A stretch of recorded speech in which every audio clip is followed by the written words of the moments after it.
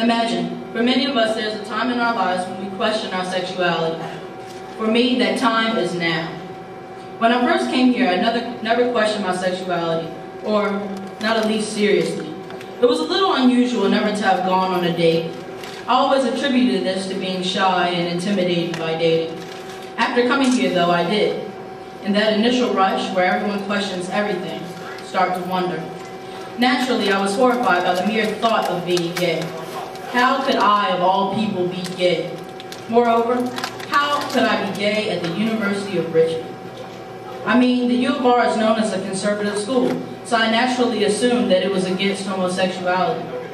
There are still places where homosexuals don't even exist, not because they aren't there, but because homosexuals face so much hostility there that it's not possible for them to be open. I honestly did not believe that Richmond, to a greater or lesser extent, would be one of those places. During orientation week, though, I gained a very different perspective of the school. The message of the orientation week was that all students were to be valued, even those who are gay. Toto especially sent a different message about the way in which gays were to be treated at the U of R. Now, by no means am I naive enough to believe in the message of acceptance in its entirety, but a good deal of it seems to be true. During the time I've been here, I've heard people make jokes about gays and express disapproval towards homosexuals. I understand that such sentiment will be found anywhere that I go. What I did not see, though, was anyone harassing another person for being homosexual, or even anyone making overtly degrading statements against those who identify as such. Even if some people here disagree with homosexuality, no one uses it as a bias to hate. As an individual questioning my sexuality, it means a lot to know that people, by and large, would not harass me because of my sexuality. I say by and large, as I know there is at least one person here vocally against homosexuality. But that person is only one among thousands. If in the future I determine that I am gay, I will feel safe and embraced on this campus. Sure, my sentiment sounds to be unrealistically positive, but that's because my experiences here have all... My discussions with straight male friends about my sexuality were all supportive and encouraging. While at a frat party, I committed a live homosexual act. Afterwards, I was convinced everyone would look down upon me as they would naturally and think that I was gay. Since that night, though, I have not heard a word or received any hint that anyone noticed. I know that if I was openly gay, not all my experiences would be positive, as they have been at this point.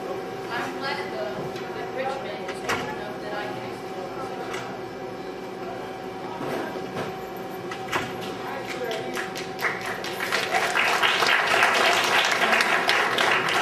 I'm not really gay in this sorority. I'm just in a sorority. I fit in all of the sections. You don't have to fear losing anything.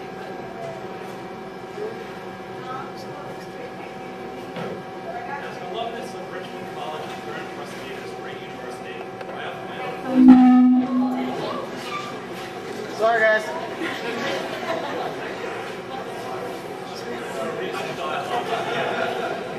Sparked by the letter from the closet from Anonymous and the online responses. It has been quite a long time since I've had the pleasure of forwarding letters to the editor of Weekly, and I celebrate this occasion to say directly to the declaring university community that I am openly, proudly, happily gay. Yet, you heard me. To my knowledge, the university has not suffered any catastrophic declines since that moment. In fact, quite the contrary. The university has truly moved to the national stage.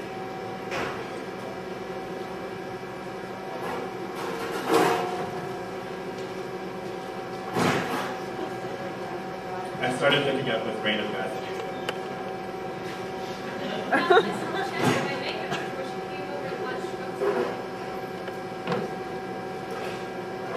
I have a confession to make. My dad is a homophobe. I mean, it's not really as bad as it sounds.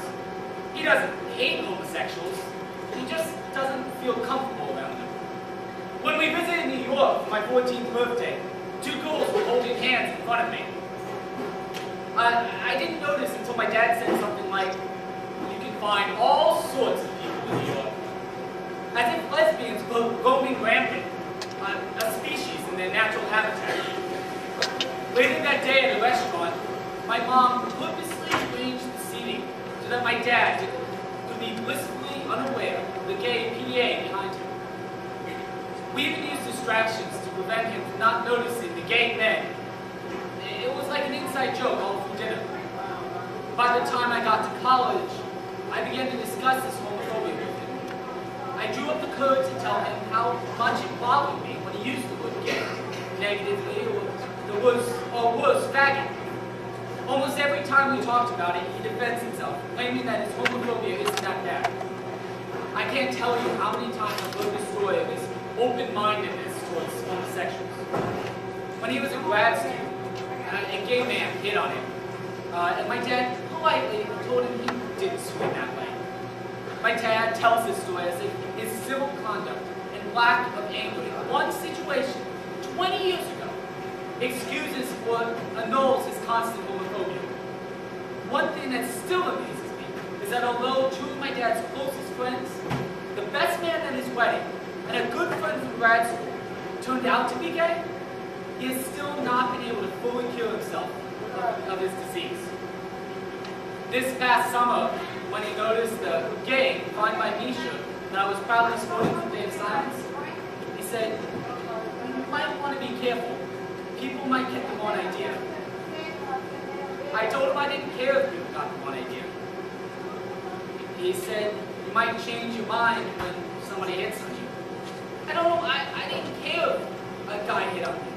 That's part of homophobia.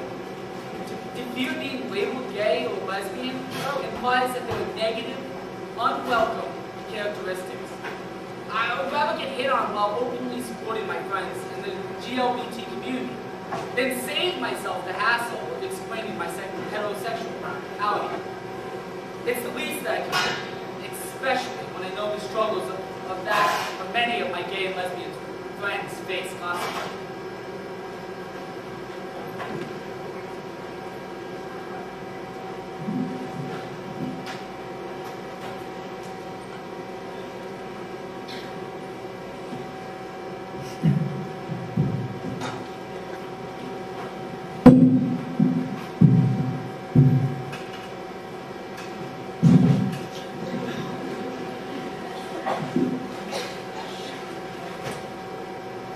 Sexual minorities experience what I call minor indignities almost every day. They say sexual minorities are not going to raise conflict, and if we ignore it long enough, they'll shut up and go away. We are here, we are queer.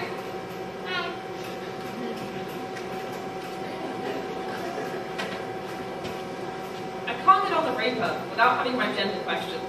The same goes for bathrooms. I was supposed to wear a dress to proclamation night rather than my preferred suit and tie.